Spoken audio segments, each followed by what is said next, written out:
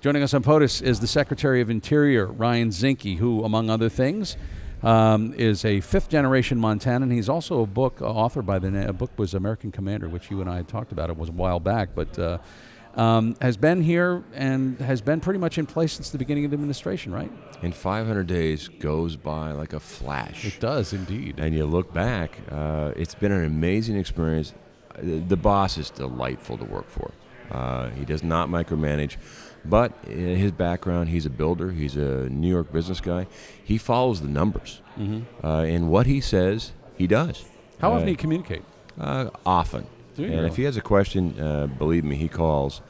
Obviously the focus recently has been in North Korea. The jobs results are phenomenal. The economy is moving. I think all of us, we thought there was an expectation, but the numbers have exceeded expectation when you look at best employment figures for blacks, best employment for Latinos, best employment for women in 21 years. Our economy is north of 4 on the GDP. First time in 60 years we're exporting liquid natural gas, and your son was in the Marines. Imagine that we're no longer held hostage by foreign entities for our energy needs. We don't have to go to war anymore for energy because we're producing in this country 10.7 million barrels a day, and we're all the above. The largest lease, we're looking at the offshore of the East Coast for wind. A lot of states have pushed back on that. Well, on wind. Yeah. We're all the above. But having energy made in the U.S., one, environmentally, no one does it better than us. And my Iraqi experience, if you want to look at how not to produce energy, take a look at Africa, take a look at the Middle East. It is better to produce energy in this nation under reasonable regulation and hold corporations accountable than watch it get produced overseas with none. So you feel that our pursuit of these natural resources is not in any way endangering our national parks, our monuments? I think it's just the opposite. Again, no one does it cleaner, better, more efficient than the U.S. Okay. And we are all the above.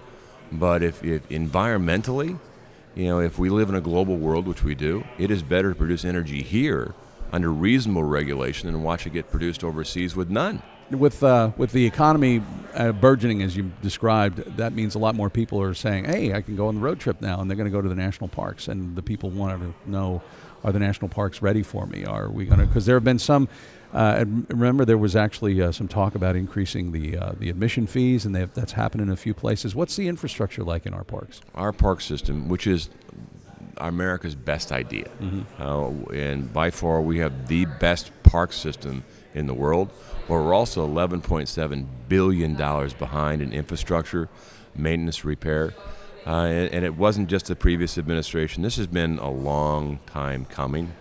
In the president's budget, the largest investment in the history of this country on our public lands, our parks, our wildlife refuges, and Indian education. But it is an investment, it's not an expense. Look at Washington, D.C. This summer, you have the Memorial Bridge, which is $239 million going under construction and repair because it needed it. If we didn't get to it, it's going to fall in the Potomac. We have the Washington Monument under construction, the Lincoln Memorial under construction, the north side of the World War II, the North Atlantic side, the Jefferson. It's time to repair our greatest treasures. Our park system, being loved to death. People see it, increased crowds, 330 million visitors.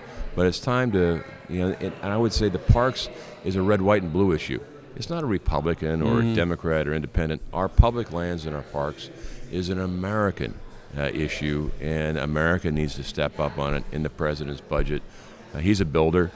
He loves building things, and I love making sure that our public lands are protected in perpetuity. The big question about this, and this may go to Congress more than anything else, is that whether or not the resources of these national parks are actually up to it. In other words, are they being funded to the level that their stewardship is not being endangered? Because it costs a lot to maintain these parks. They're huge tracts.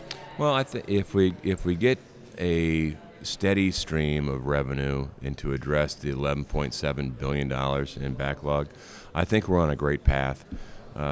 Interior is also reorganizing how we look at public lands and doing more of a landscape scale of how public lands connect. how watersheds, trail systems should connect, and we should operate more in harmony with the different aspects of the public land. That's reorganization for the next 100 years. I'm a big advocate of Teddy Roosevelt. I don't think we should sell or transfer public land, but I do think we should manage it. Mm-hmm. And managing it, I think you need the same courage as what Roosevelt demonstrated about 100 years ago, is that let's look at the next 100 years and how we should be the better stewards and make sure wildlife corridors, trail systems, those things that America cherishes are not only protected, enhanced for the next generation. So your kids, my kids' kids can look back 100 years from now and go, you know what, we did it right. And I'm absolutely confident that we're on the right path. Secretary of the Interior Ryan Zinke with us as we look at the first 500 days of this Trump administration. Mr. Secretary, there was obviously a kerfuffle, if you will, maybe that's the word, about your travel during this first 500 days. And I, having been somebody who was under fire as a Navy SEAL, you were under fire in a political way this year. And I wonder if you could, without necessarily getting into all the details, give us a sense of where you think this kind of thing comes from and what this does when you're trying to do your job. Well, I've been shot at before, as you point out. Very comfortable with it. Well, here's the IG report that came out. Followed all procedures, rules, policies, and law. Did not violate the Hatch Act. So as the IG reports come back, but this is the opposition. They love to resist in the right, lie in the left, make issues where there isn't one. Everything we do in the administration, particularly Interior, my schedule is reviewed by a team of ethics, career professionals, a team of lawyers. Line by line, every moment of my travel is reviewed by multiple people. We follow the laws. It's just political rhetoric. At the end of the day, it's not going to deter me from doing what's right. And I live by two things. Number one, the fight for freedom never ends. And two, do right and fear no man. The President has given me the opportunity to be the Secretary of Interior. I look at that responsibility of being a steward of about a fifth of our territory of the U.S., our treaty obligations for 573 federally recognized tribes. We have oil and gas offshore. We have our park systems, 12 time zones. It's a great honor to represent this president. And our contribution is opioids. We have task forces. I wanted to ask you about that because that was an area that I had not considered was a big priority in the Interior Department, but I understand that it is for you. Well, and our focus is on Indian country. Mm-hmm. A lot of the Indian reservations are large land, not a lot of law enforcement. They're short. So what we've done is we've taken a look at our 4,000 law enforcement officers within Interior, formed task forces to target the dealers. At the community-based, look at programs for rehabilitation at the community level. We have 40% of the southern border, so we have parks and wildlife refuges. The traffic across the border is destroying habitat. Our officers look at now needles, weapons trafficking, child trafficking, drug trafficking, a number of things. So we've enforced and expanded our law enforcement presence on our southern border. Because a lot of those areas, ranger can't be alone, so they have to go in a SEALs call it a swim buddy. Don't go alone in dangerous territory. That's part of Interior's responsibilities. Opioids has been the president's, one of his principal domestic focuses, and he's spot on because it's just taking these communities and ripping the fabric in half. And some of these, particularly in Indian country, where the drug abuse many times is higher, the suicide rate is higher, the opioid abuse is higher. It's just causing ravishing, hectic, and the tribes, some of them are in free fall. So we need to do our part to help our Indian country out, and task forces is one of them. Do you think that being a native Montanan, which is a state where it does tend to run a little red when it comes to politics, but there's also an understanding of the stewardship of the land, hunting, and it's the culture, and I wonder if that informs your job. I also, by the way, was going to ask you about going to the middle of nowhere in Montana, which is a story that we've been reporting on if you've ever been to Glasgow. Glasgow, I was just at Glasgow. I love Glasgow. My mom was born in Glasgow. But Really? She was, absolutely. My dad was born in Glendive. I grew up in the foothills of Glacier Park, so I've always been around the park experience. Spent a lot of my development years out in the woods and hunting and fishing and being an outdoor individual. So yes, I think it's part of the Western culture, but I'm also a huge fan of Roosevelt and Roosevelt's conservation ethic, which is best science, best practices, greatest good, longest term. That's the American conservation ethic. It's not to put in a bottle and look at. Public land is for public use, and it's not for the elite special interest groups. It's our land.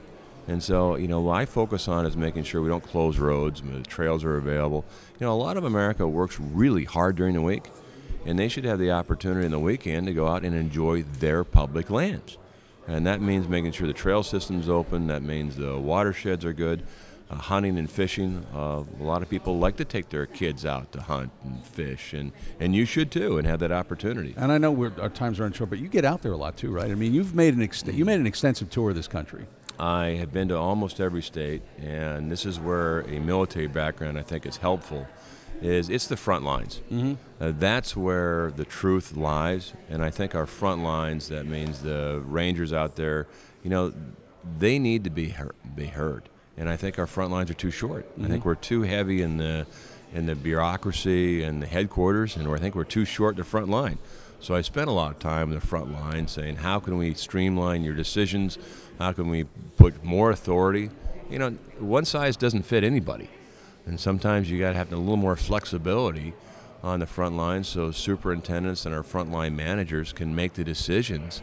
Make sure they have the right resources, the right personnel, and the right authorities to make these very common sense decisions quickly, rather than having to go up to D.C. and ask for a pencil or authority to snap off a fiddlehead.